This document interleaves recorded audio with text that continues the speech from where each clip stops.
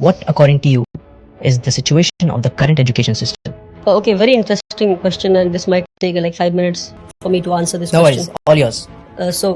I think let me divide this into 4 to 5 points. I think पहला तो ये कि जो हमारे पास आज एजुकेशन सिस्टम हमारे इंडिया में है, क्या ये हमारा अपना एजुकेशन सिस्टम है? Sadly no. This education system was left behind by the Britishers. British ने जो एजुकेशन सिस्टम हमें दिया है वही आज हमारे पास है, with little changes in it. अब ब्रिटिश की एजुकेशन सिस्टम करती क्या है? ये एजुकेशन सिस्टम बनाता है जॉब सीकर्स, ये एजुकेशन सिस्टम बनाता है कॉर्पोरेट स्लेव्स. तो ब्रिटिश ने एक ऐसा एजुकेशन सिस्टम लाया, ऐसे लोग मिल सके जो उनको क्वेश्चन ना कर सके, ऐसे लोग मिल सके जो क्रिटिकल थिंकिंग ना कर सके. तो ब्रिटिश की एजुकेशन सिस्टम आपको कॉर्पोरेट स्लेव्स बनाती है, ब्रिटिश की एजुकेशन सिस्टम हमें जॉब सीकर्स बनाती है. But India today needs job providers. दूसरी जो गड़बड़ी हमारे एजुकेशन सिस्टम में क्रीप कर गई वो ये कि हमने पूरी एकेडमिक्स को पास और फेल के मयार पे लाके खड़ा कर दिया. इंटरेस्टिंग.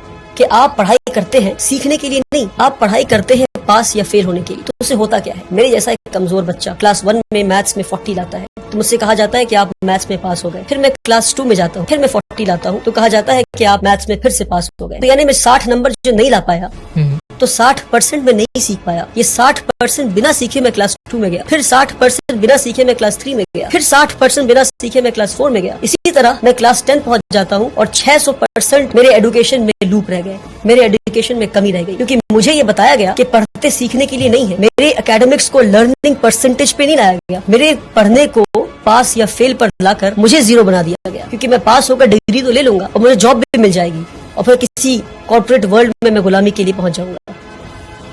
तो एकेडमिक्स को पास और फेल से निकालना होगा बाहर हमें और लर्निंग परसेंटेज पे लाना होगा. किसी ने 40 लाया तो 40% सीखा आपने, 60% नहीं सीखा आपने. सीखे फिर आगे बढ़े, जितना सीख सकते हैं सीखे अपने कैलिबर के हिसाब से, फिर आगे बढ़े. अगर आप 99 लाते हैं तो 99% सीखा आपने, आप टॉप नहीं कर गए. 99% सीखा आपने, 1% अभी भी नहीं सीखा आपने.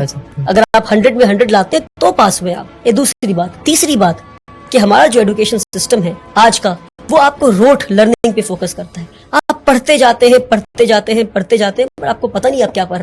आपने पढ़ा होगा कि इंडिया में जो फूड ग्रेन्स है वो मिलेट है, बाजरा है, जौर है. ये पढ़ा आपने, पर कभी देखा आपने इन चीजों को? पढ़ा है but I have not seen it. Correct. मैंने भी कभी देखा नहीं. मेरे ख्याल से मिलेट ऑन पर्पस नहीं दिखाया गया इसको. बाजरा तो क्योंकि अगर आप बाजरा देख लेते तो आप पता करते कि बाजरा उगना क्यों बंद हो गया है. हाँ, बंद हो गया. That's what I am saying. क्यों बाजरा लोग आज नहीं खा रहे? पहले के लोग बाजरा खाते थे, पहले के लोग मिलेट्स खाते थे, जौर खाते थे, आज क्यों नहीं खा रहे? तो experiential learning is what we need, hands on learning is what we need. We need to see and know what we are learning. आज हमें वो दिखाया नहीं जाता, वो बताया नहीं जाता, सिर्फ पढ़ाया जाता. तो आपको पता है कि ये हार्ट है और हार्ट के ये चेम्बर्स है, हार्ट में ये आर्टरीज है, ये है.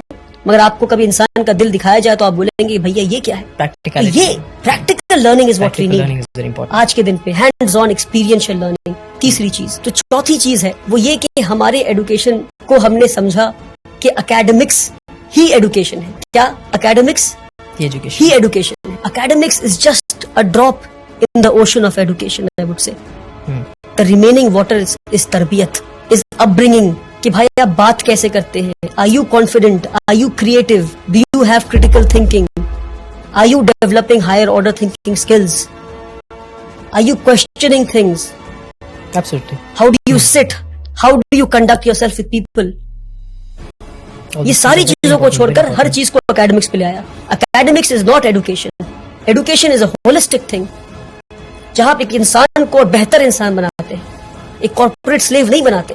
सबसे बड़ी कमी हमारे एजुकेशन सिस्टम में वो ये हमारे साथ जो फ्रॉड हुआ, मैं कहता हूँ एजुकेशन सिस्टम में, वो ये कि हमने एकेडमिक्स को, हमने सब्जेक्ट्स को स्ट्रीम में बांट दिया.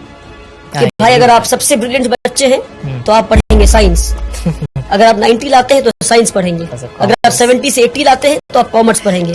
50 to 60 लाते हैं तो आप ह्यूमैनिटीज पढ़ेंगे. क्या बेवकूफी है? यानी कि जो इंसान साइंस पढ़ के एटम बम बनाना सीख रहा है उसके पास कोई हक नहीं कि वो साइकोलॉजी और सोशियोलॉजी पढ़ के ये समझे कि एटम बम को इस्तेमाल नहीं करना था.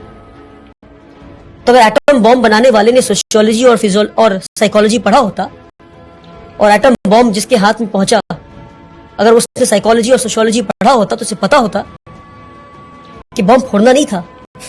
इसलिए बता रहा हूं मैं कि हमने सब्जेक्ट्स को स्ट्रीम में बांटकर सबसे बड़ा फ्रॉड किया हमने. One of my favorite points. कि क्या मैं आखिरी फिजिक्स point. बहुत अच्छा point. सोशियोलॉजी के साथ नहीं पढ़ सकता?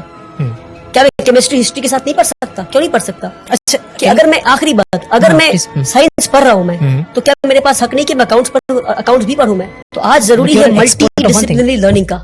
But you're an expert of one thing. If people ask that, what would you say? You can have majors and minors. Yes, that sounds You need to have the hang of almost all the subjects. makes sense. You need to learn accountancy. You need to know economics. You need to know history. You need to know sociology. You need to know psychology. You can be an expert of history, but you need to know the basics of physics. पर हमारे साथ ये fraud किया गया. आप physics पढ़ेंगे पर आप हिस्ट्री नहीं पढ़ सकते. आप सोशियोलॉजी पढ़ेंगे पर आप केमिस्ट्री नहीं पढ़ सकते. Okay. क्यों किया हमारे साथ ये फ्रॉड आपने? क्यों? क्योंकि आपको कॉर्पोरेट स्लेव्स चाहिए थे. आपको इजी वे बच्चों को देना था कि भाई ये पढ़ो, नंबर लाओ, पास हो, टॉपर बनो, आके हमें सर्व करो. सैडली